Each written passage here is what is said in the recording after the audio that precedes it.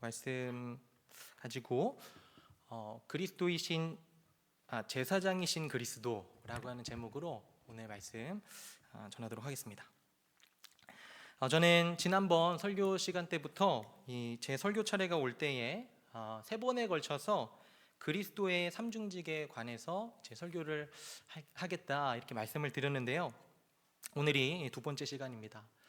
이전에는 수요일에 했었고요.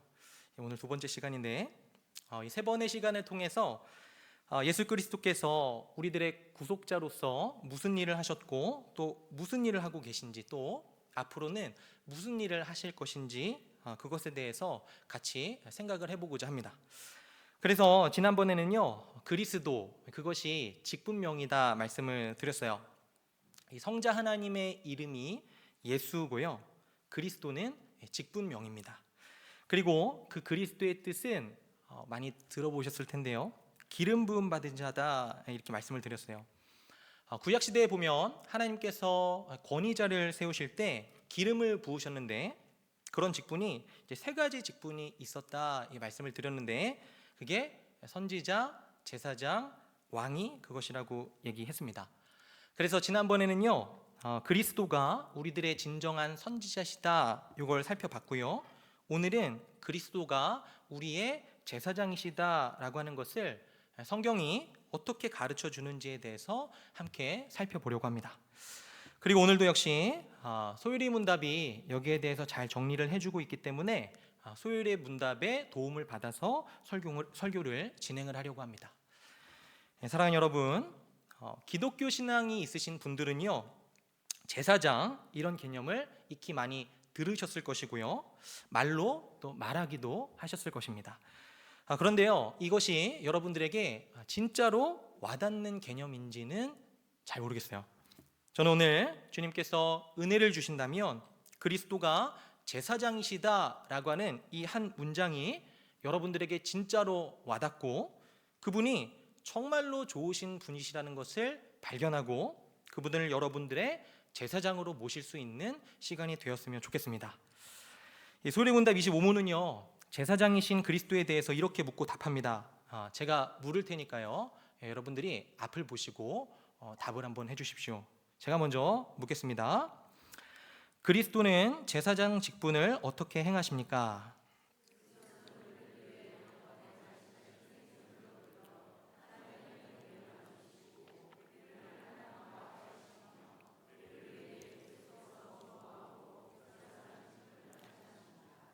좀 긴데요.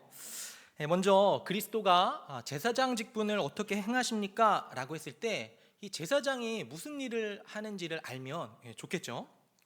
지난번 설교 때요, 이 선지자의 사역은 미래에 있을 일을 예언하는 것이라기보다도 하나님의 말씀을 맡아서 백성에게 전하는 역할이 이 선지자의 가장 주된 사역이었습니다. 하나님의 말씀을 대신 맡아서 하나님을 대신해서 백성들에게 전달해 주는 역할, 그러니까 하나님의 대리자죠. 그런데 오늘 이 다루게 될 제사장은요, 구약 시대에 사람들을 대표해서 하나님께 제사를 드리고 하나님께 사람들의 사정을 아뢰고 또 간구하는 역할을 했던 것이 이 구약의 제사장이었습니다. 선지자가 하나님의 대리자라면요, 제사장은요 백성들의 대표라고 할 수 있는 거죠. 구약 시대의 제사를 살펴보면요, 우리가 잘 알 수가 있습니다. 여러분, 어떤 죄를 지은 사람이 있습니다. 그러면 자신의 죄를 용서받기 위해서는요, 속죄라고 이야기하죠. 용서받기 위해서, 속죄를 위해서는요, 제물을 가지고 성전으로 나옵니다. 그리고 그 사람이 성전에 오면요, 제사를 드리기 전에 이 제물의 머리에 안수를 해요. 그리고 이것이 의미하는 바는 죄를 범한 사람과 이 제물이 동일시 되는 것을 뜻하는 것입니다. 그래서 안수를 해요. 그리고 그 이후에는요, 제물을 죽이게 됩니다. 그런데 여기서 우리들이 주목해야 하는 건요, 이 제사에서 행해지는 제물의 피를 뿌리거나 태우는 이런 제사의 행위는요, 당사자가 하지 않았다는 것입니다. 제사장이라고 하는 특별한 직책을 가진 사람이 대신 했어요. 이 말이 도대체 무슨 뜻일까요? 그건요, 죄를 지은 사람은 제사장이라고 하는 특별한 직책을 수행하는 이 사람을 통해서 하나님께 나아가고 하나님께 용서받을 수 있다라고 하는 의미입니다. 여러분들 그림이 그려지시나요?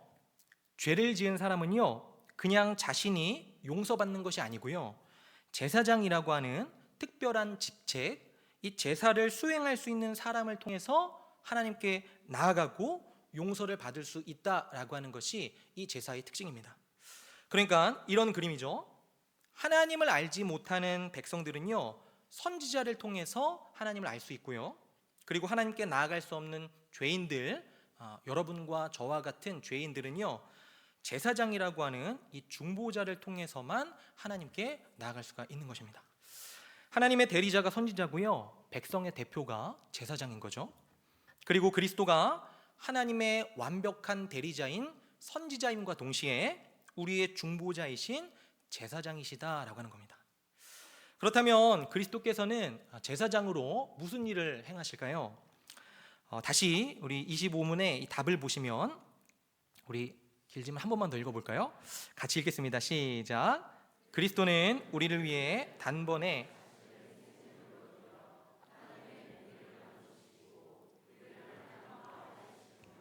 우리를 위해 계속해서, 지금 보시면 그리스도가 제사장으로서 무엇을 행하시는지가 잘 설명이 되어 있죠. 그리스도는요, 단번에 자신을 희생제물로 드리시고요, 우리를 위해 계속 중보하심으로써 이 제사장 직분을 행하십니다. 그리고 그리스도가 제사장으로서 무엇을 하시는가를 우리들이 더 와닿게 이해하기 위해서는요, 구약의 제사장들 있죠, 성경에 기록된 그 제사장들과 그리스도가 다른 점을 생각을 할 필요가 있습니다. 이 구약의 제사장들과 그리고 그리스도가 제사장이라고 했을 때 이 두 사역의 다른 점을 우리들이 살펴보면요, 그리스도가 어떤 제사장인가가 더 확연하게 와닿게 된다는 거죠. 여러분, 구약의 제사장들은요, 제사를 드렸습니다. 아까 이야기한 것처럼 죄를 지은 사람이 이 제물을 가져왔고요, 그 사람이 그 제물을 죽이면 그 다음에 피를 뿌리고 또 태웠습니다. 그런데 사랑하는 여러분, 하나님께 나아가는 지금 이 시대의 우리들은요, 제물을 가지고 나아가지 않잖아요. 여러분 오늘 뭐 가지고 오셨습니까? 소 끌고 오신 분 계세요? 아니잖아요. 하다못해 우리들의 경건함, 재능, 신앙적인 헌신을 가지고 하나님께 나아가는 것도 아니죠. 여러분, 오늘 하나님께 예배드리러 오셨는데 뭘 가지고 오셨습니까? 없죠. 아무것도 없습니다. 왜 그렇습니까? 왜 그렇게 아무것도 안 가지고 오셨어요? 그것은 성경이 가르치는 바 그리스도가 우리의 제물이시기 때문이다, 그렇게 말씀합니다. 자신을 희생 제물로 드려라고 하는 표현이 이런 표현인 거예요. 그리고 이것이 구약의 제사장과 그리스도가 다른 점입니다. 그리스도는 직접 자신이 희생물이 되셨습니다. 구약의 제물들이 죄와 흠이 없었지만 사람을 대신해서 죽임을 당한 것 같이 그리스도는 죄가 없으신 분이셨지만 하나님께 나아가는 우리를 위해 죽임을 당하셨습니다. 그리스도는요, 제사장으로서 제사를 주관할 뿐만이 아니고 자신을 희생제물로 드리셨죠. 이것이 그리스도가 다른 제사장들과 다른 점입니다. 두 번째로 구약의 제사장과 그리스도가 다른 점은요, 이 제사를 그리스도는 단번에 행하셨다라고 하는 거예요. 단번에 행하셨습니다. 구약의 제사장들은요, 매번 죄인들이 제물을 가지고 올 때마다 제사를 드려야 했습니다. 평생토록 그렇게 드려야 했을 거예요. 생각을 해보십시오. 얼마나 피비린내가 났겠습니까? 굉장히 힘든 그런 사명이었을 거예요. 그런데 왜 매번 드려야만 했을까요? 왜냐하면요, 한 번의 제사로 죄인들의 죄가 실제로 씻어지는 것은 아니었기 때문에 그렇습니다. 이 부분에 대해서 같이 생각을 해보겠습니다. 끔찍한 일이지만요, 어떤 사람이 사람을 죽였습니다. 살인을 한 거죠. 그런데 그 사람이 그에 대한 죗값을 준다고요 1억을 줬습니다. 큰 돈이죠? 아닌가요? 큰 돈이요. 그런데요, 여러분 중에 누구도 이 1억 원을 준다고 해서 이 사람의 죄가 없어진다고 생각하지는 않을 겁니다. 왜 그렇죠? 사람의 생명의 가치가요, 돈보다 소중하니까요. 마찬가지입니다. 재물, 소의 생명, 양의 생명 중요하죠. 소중합니다. 그런데 그렇긴 하지만요, 하나님과 비견될 수 있나요?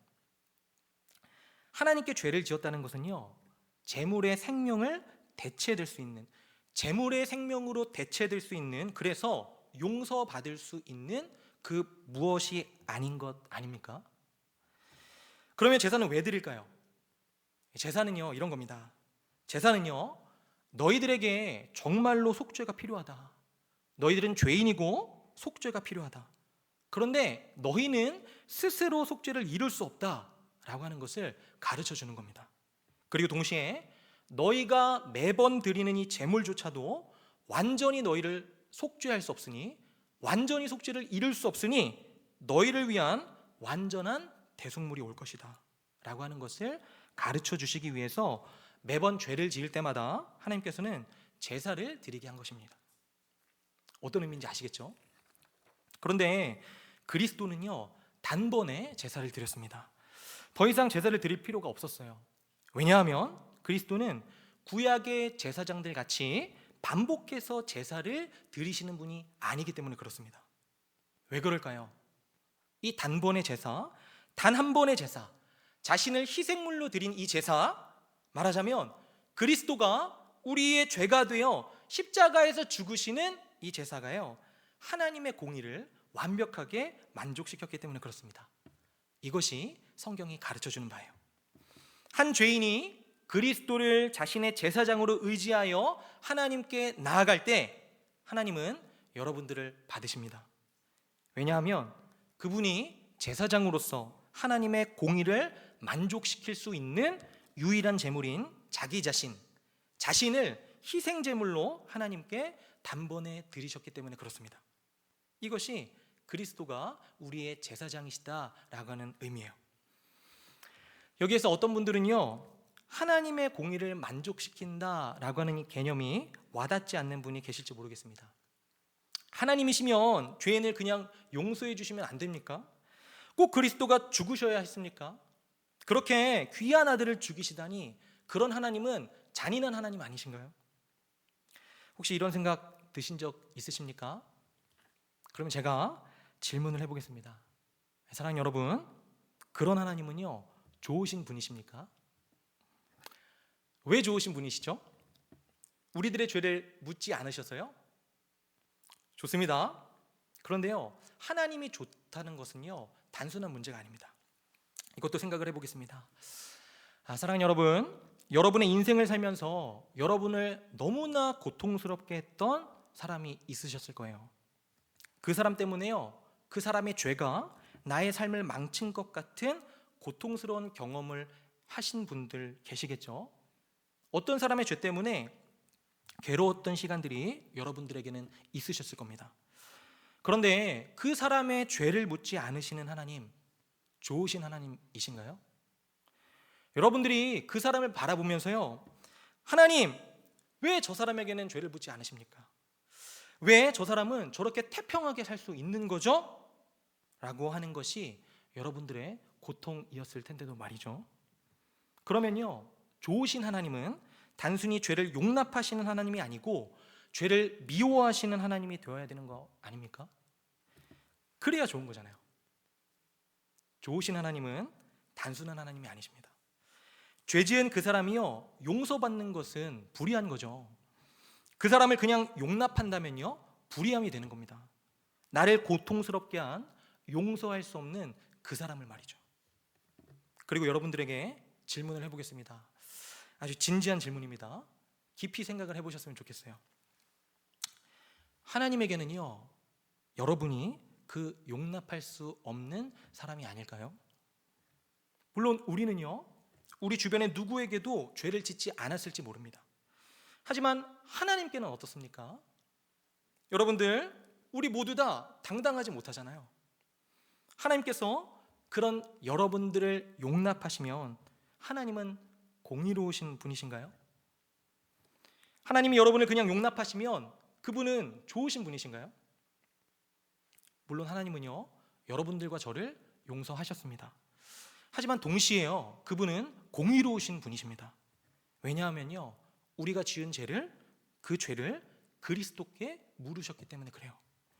그리스도는 우리의 제사장으로 단번에 자신이 희생제물이 되셔서 하나님의 공의를 만족시키셨습니다.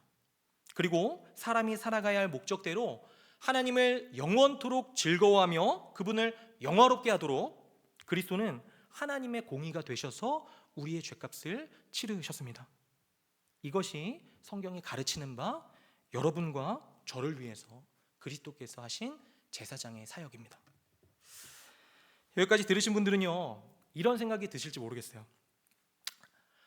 제사장 이런 개념은 문명이 발달하지 못한 아주 오랜 시대에나 있을 법한 이야기 아닌가요? 지금은 고도로 문명이 발달됐는데 21세기에 제사장 그게 웬 말입니까? 문명이 발달한 현대사회와는 어울리지 않는 개념 아닌가요? 이런 생각이 드시는 분이 계실지 모르겠습니다. 여기에 대해서 제가 드릴 수 있는 답변은요, 여러분들이 인정하시든 인정하시지 않든 간에 우리 모두는요, 제사장을 필요로 한다는 사실입니다. 여러분들이 인정하든 인정하지 않든 여러분들은요, 제사장을 필요로 하면서 살고 계십니다. 물론 제사장이라는 표현을 하진 않죠. 그러나 제사장은 여러분들에게 먼 개념이 아니에요. 설명을 해보겠습니다. 여러분들이 신자라면요, 하나님이 살아계시다는 것을 믿으실 겁니다. 그리고 그 살아계신 분께 인정과 사랑을 받고 싶으실 거예요. 맞죠?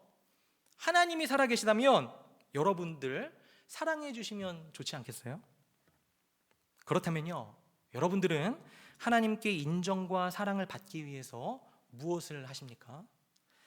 그 크고 놀라우신 분이 날 사랑하고 인정해 주셨으면 좋겠는 거예요. 그러면 여러분들은 무엇을 하시나요? 경건 생활 열심히 하십니까? 교회 봉사 열심히 하시나요? 전도 열심히 하십니까? 주중 예배, 새벽, 수요, 금요 기도에 열심히 빠지지 않고 나오십니까? 세상 속에서 그리스도인답게 살기 위해서 발버둥 치시나요? 그렇다면 바로 이런 것들이 여러분들의 제사장입니다. 아마 여러분들 중에는요, 대놓고 이렇다고 답하지 않는 분도 계실 거예요. 그런 것들을 가지고, 그런 것들을 근거로 하나님 앞에 나아가는 건요, 율법주의라고 배웠을 테니까요. 그러니까 율법에 순종함으로써 하나님께 인정과 사랑을 받으려는 건 잘못된 신앙의 형태라는 걸 이미 배우신 분들은요, 대놓고 그렇다고 말하지는 않을 겁니다. 그냥 죄인의 모습으로 나갑니다 라고 고백하실 거예요. 그런데 만약에 여러분이요, 이 모든 것, 경건 생활을 하면서 또 교회 봉사를 하면서 그리고 율법을 잘 지키면서 심지어 이웃을 사랑으로 섬기고 있으면서도 이런 생각이 드는 겁니다. 다른 사람들보다요, 은근히 내가 낫다고 하는 우월감 말이죠. 본능입니다. 이것이 본능이라는 걸요, 우리는 너무나 다 잘 알고 있어요. 우리가 얼마나 상대적인 우월감을 원하고 있는지 우리는 잘 알고 있습니다. 그렇다면요, 여러분들은 말로 하지는 않았지만 하나님께 인정받는 것은요, 개인의 경건, 봉사, 헌금, 이웃사랑, 예배라고 생각하는 겁니다. 왜냐고요? 그걸 가지고 나는 우월하고 그걸 하지 못하는 저 사람은 열등하다, 그렇게 생각을 하니까요. 물론 그렇게 표현하지는 않죠. 그런데 어떤 때는요, 우리들의 지성보다 우리들의 감정이 더 솔직할 때가 있는 겁니다. 우리를 더 잘 보여줄 때도 있어요. 그렇다면 바로 이런 것들이 여러분들의 제사장인 거예요. 사랑하는 여러분, 제사장이 중보자다 말씀드렸잖아요. 하나님과 내가 있습니다. 나는 죄인이어서요, 하나님께 갈 수가 없어요. 제사장이라는 존재를 통해서 갑니다. 마찬가지입니다. 나는 죄인이어서 하나님께 갈 수 없지만 경건, 봉사, 율법을 잘 순종하는 나의 삶, 나의 의, 이런 것을 통해서 하나님께 간다고 하는 겁니다. 하나님께 인정과 사랑을 받는다라고 생각을 하는 거예요. 그렇다면 이것이 여러분들의 제사장인 겁니다. 경건이요, 여러분의 제사장이 될 수 있습니다. 목회자들에게는 목사라고 하는 사명이 제사장이 될 수 있어요. 선교적 삶이라는 캐치프레이즈가 여러분의 제사장이 될 수 있습니다. 저는 성도가 아닌데요, 저는 신자가 아니에요 라고 말씀하시는 분들도 마찬가지입니다. 여러분들이 하나님을 없다고 생각하면서 산다고 해도요, 여러분들도 다른 것이 아니에요. 꼭 하나님이 아니더라도 여러분들은요, 누군가에게 받아들여지고 싶어서 발버둥 치면서 살아가고 계시잖아요. 회사에서 상사에게 인정을 받기 위해서 어떻게 살아가십니까? 학교에서, 아니면 사랑하는 연인 관계에서 인정과 사랑을 받기 위해서 여러분들은 어떻게 사시나요? 제가 예전에 결혼을 한 형제와 상담을 한 적이 있습니다. 어느 정도 사회적으로 성공했어요. 그래서 여러 가지 것들을 이룬 형제였습니다. 좋은 직장에 다니고요, 좋은 집에도 살고 있었어요. 그런데 그 형제가 솔직한 마음을 저에게 이야기한 적이 있는데, 그것이 저에게 굉장히 인상 깊었습니다. 이렇게 이야기하는 거예요. 목사님, 제가 직장을 잃는다면 그때도 아내가 저를 사랑해 줄까요? 제가 지금 사는 집에서 이사를 가서 가난하게 된다고 해도 아내가 저를 사랑해 줄까요? 여러분, 이 형제에게 아내의 인정과 사랑을 받기 위한 제사장은 뭡니까? 좋은 직장, 집 아닙니까? 너무 과한 얘기입니까? 아니요. 여러분들은요, 다 가지고 있습니다. 하나님과 이웃의 사랑을 받기 위해서 이것이 필요하다, 이것이 내가 그들에게 받아들여질 수 있는 이유다라고 생각하는 그것이 여러분들의 제사장입니다. 어떤 분들은 이렇게 이야기하실지 모르겠어요. 사람들이 나를 어떻게 생각하든 나는 자유롭습니다. 나는 상관없어요. 왜냐하면 나는 태생부터 쿨하거든요. 좋습니다. 그렇다면 저는 그 사람에게도 이렇게 묻고 싶습니다. 당신은 당신 자신에게도 그러십니까?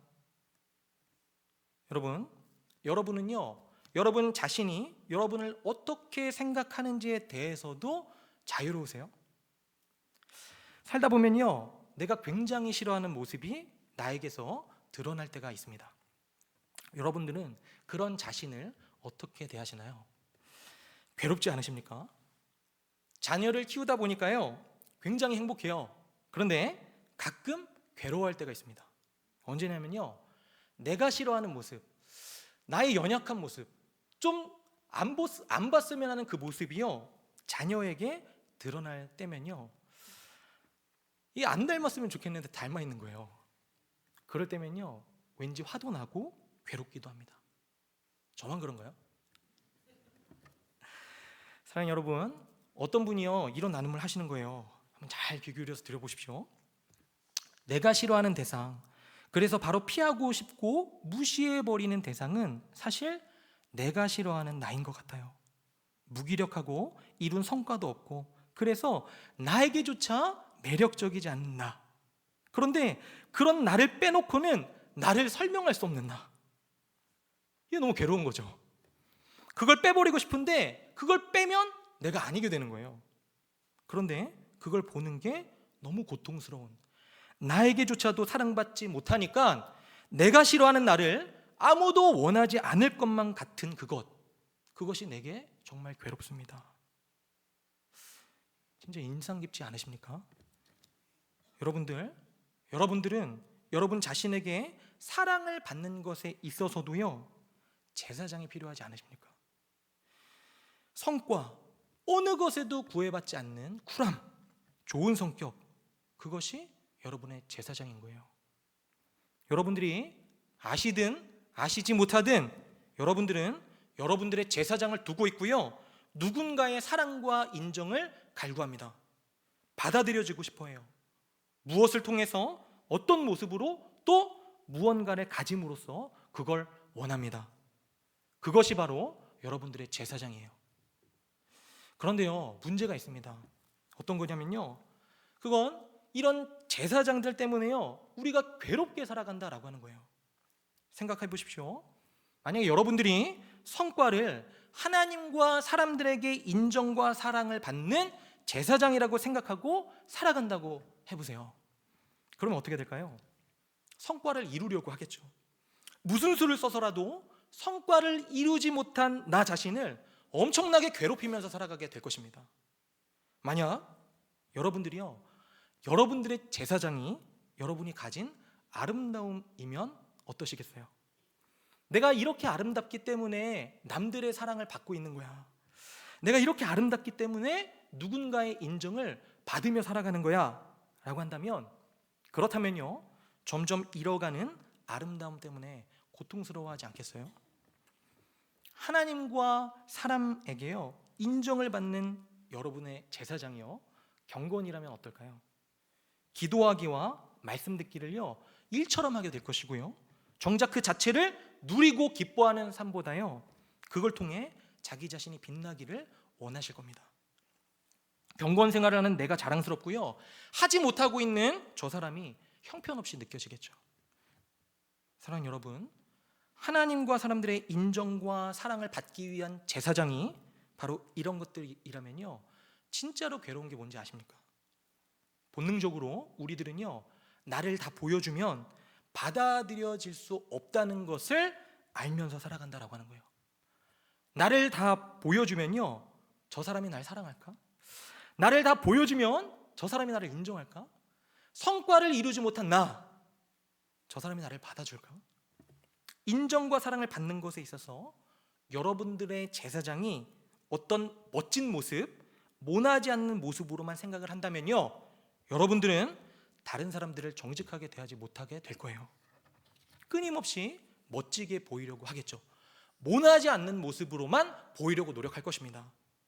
여러분, 멋지지 않는 사람이요, 멋지게 보이려는 거, 멋지게 보이려고 노력하는 거, 그거 얼마나 괴로운지 아십니까? 약점을 숨기고요, 될 수 있으면 포장하려고 할 겁니다. 스스로를 있는 그대로를 보여주면서 주위 사람들이 자신을 다 받을 수 없다라고 하는 생각을 하면서 살아가게 될 거예요. 여러분들은 어떠십니까? 곰곰이 생각을 한번 해보세요. 여러분들은 왜 정직하게 자신을 사람들에게 다 보여주면서 살아가지 못하시나요? 왜 우리들은요, 셀 모임 시간이 불편할까요?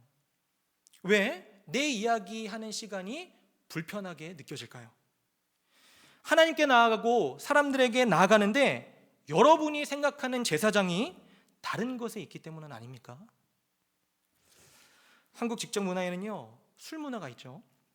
그런데 그 술 문화 중에서요, 폭탄주 문화가 있다라고 해요. 저는 잘 모릅니다.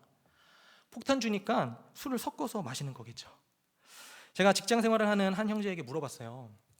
왜 그런 문화가 있는 것이냐? 회사 다니는데 왜 사람들이 그렇게 폭탄주를 좋아하느냐? 라고 물었더니 술을 섞어서 마시면요, 빨리 취하게 된다 이야기 하더라고요. 여러분들, 왜 사람들은 빨리 취하고 싶어 할까요? 왜 정신줄을 빨리 놓아버리고 싶어 하는 걸까요? 왜냐하면 술에 취하면요, 사람들이 할 말 못할 말 다 하잖아요. 취중진담이라는 노래 아시죠? 왜 사람들은요, 취중에만 진담을 하게 될까요? 서로 취하면 속 이야기 다 하고 서로들 잘 들어준다고 이야기합니다. 계속 반복해서요, 했던 말 또 하고 했던 말 또 하는데도 받아준다 그래요. 왜 정신을 놓으면서까지 사람들은 자신의 솔직한 이야기들을 그렇게나 하고 싶어 하는 걸까요? 아마도요, 진실되게 상대가 나를 받아주고 나도 상대를 받아주는 그런 관계를 원해서일 것입니다. 맨정신일 때 여러 가지 신경 쓰는 것들 다 걷어내고요, 진실하게 자신의 이야기를 하고 상대의 이야기를 듣고 싶어 하는 거예요. 이런 관계를 꿈꾸는데 맨정신으로는 안 되니까요, 취한 상태에서, 정신이 나간 상태에서 그런 관계를 뚫으려고 하는 거죠. 왜냐? 정신이 돌아오면요, 어제 했던 말들은 전부 다 잊어버리고 다시 서로를 이용하는 관계가 돼버리니까요. 폭탄주가 술이 제사장인 거죠. 그걸 통해서 사람과 관계를 갖는 겁니다. 술을 마셔야 맺어질 수 있는 진솔한 관계, 그런 사랑은 여러분, 이 제사장을 한번 보십시오. 신기루 같지 않습니까? 왜냐하면 술이 깨면 다시 불편한 관계가 돼버리니까요.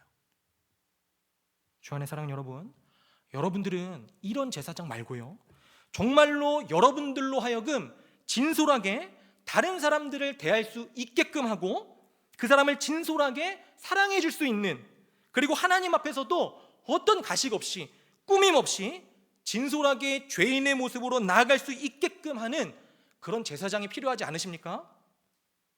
성경은요, 그 제사장이 있다고 이야기합니다. 그게 바로 그리스도세요.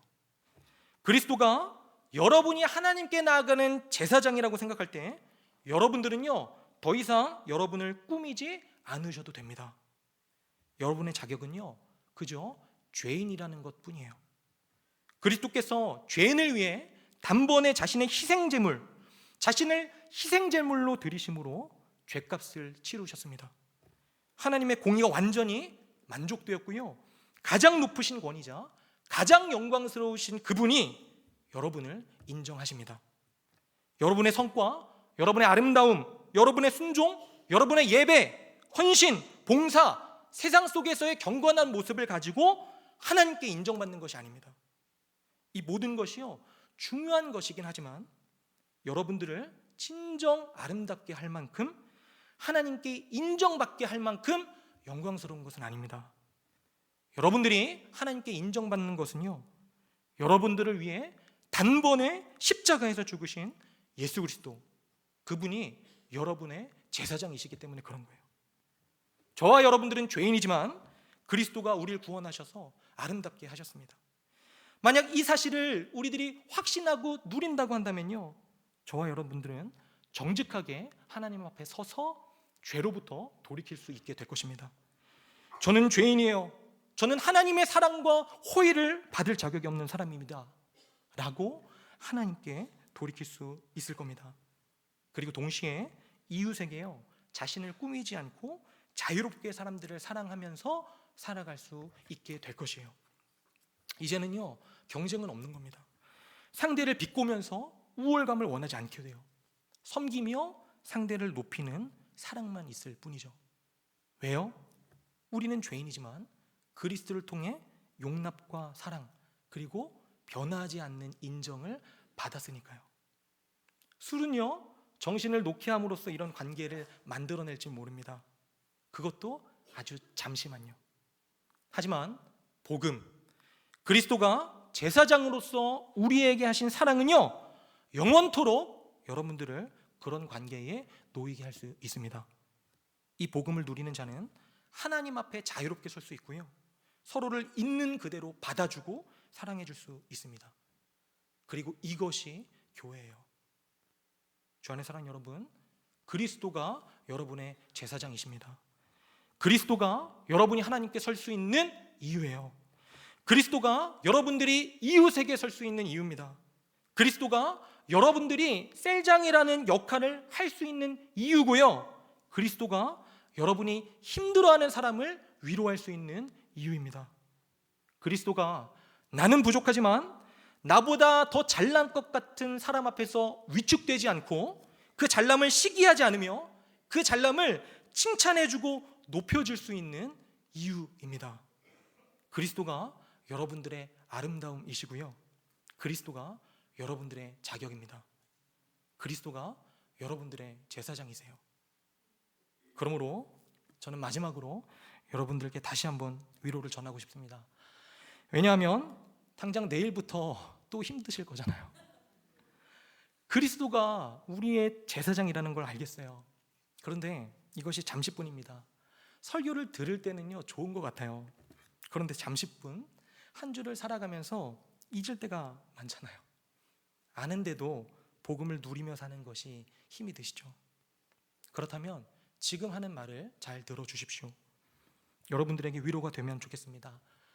그리스도께서 제사장으로서 우리를 위해 하신 사역은요, 단번에 희생제물이 되어주신 것에서 끝나지 않습니다. 오늘 소요리 문답 25문의 뒷부분이에요. 이 뒷부분 앞에 보시고 이 부분만 같이 한번 읽겠습니다. 같이 읽겠습니다. 시작. 우리를 위해